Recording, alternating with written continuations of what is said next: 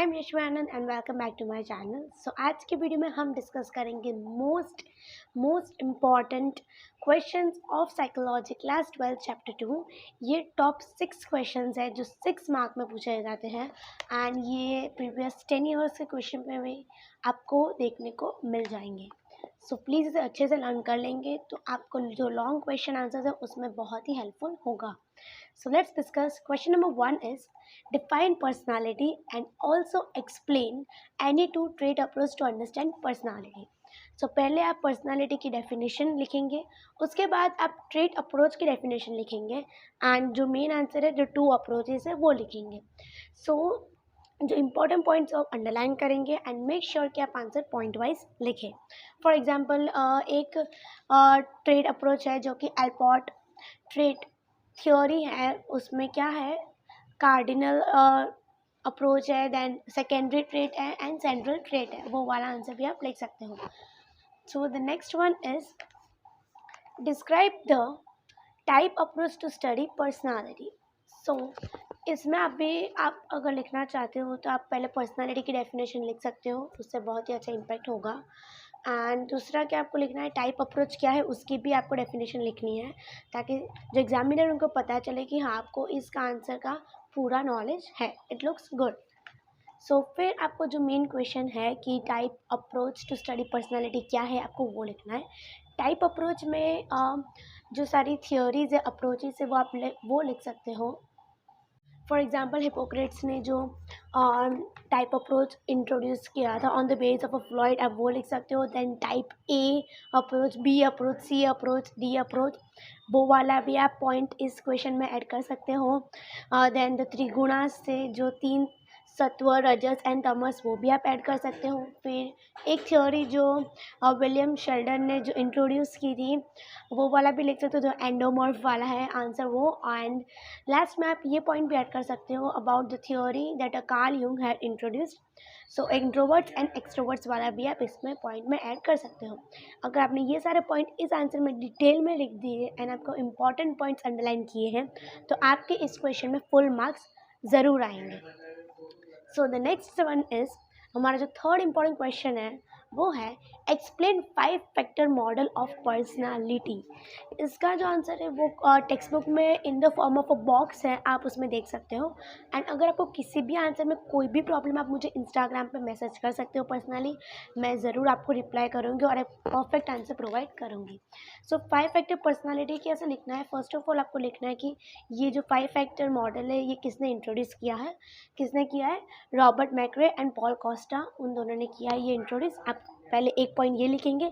दूसरा क्या लिखेंगे कि इस 5 फैक्टर मॉडल में कौन कौन से फैक्टर्स है। इसका एक एक्रोनियम है that is OCEAN, O for openness, C for conscientiousness, E for extraversion, A for agreeableness and N for neuroticism. So ये आप ऐसे पहले पॉइंट्स लिख सकते हो, सिर्फ उनके नाम लिख दो कि 5 फैक्टर में कौन कौन से फैक्टर्स आते हैं, उसके बाद आप उन्हें डिटेल में डिस्क्राइब कर सकते हो। ये बहुत ही अच्छा और इम्प्रेसिव दिखेगा। मेरी एग्जाम में पूछा था तो मैंने वैसे पॉइंट वाइज लिखा था एंड मुझे फुल मार्क्स मिले थे इस क्वेश्चन में। So the next one is question number 4 is explain the primary structural elements of personality according to Freud. ये वाला जो क्वेश्चन है ये कई बार बोर्ड या कोई भी एग्जाम में ट्विस्ट करके पूछते हैं teachers. So what you have to do is जब प्राइमरी स्ट्रक्चरल एलिमेंट्स आए and according to the Sigmund Freud आए, ये दोनों कीवर्ड्स आए, तब आपको समझ जाना है कि इसमें ईड, ईगो एंड सुपर ईगो की बात की गई है। सो ईड आप सबको पता है it's a pleasure principle, then ego reality principle and super ego is about moral principal.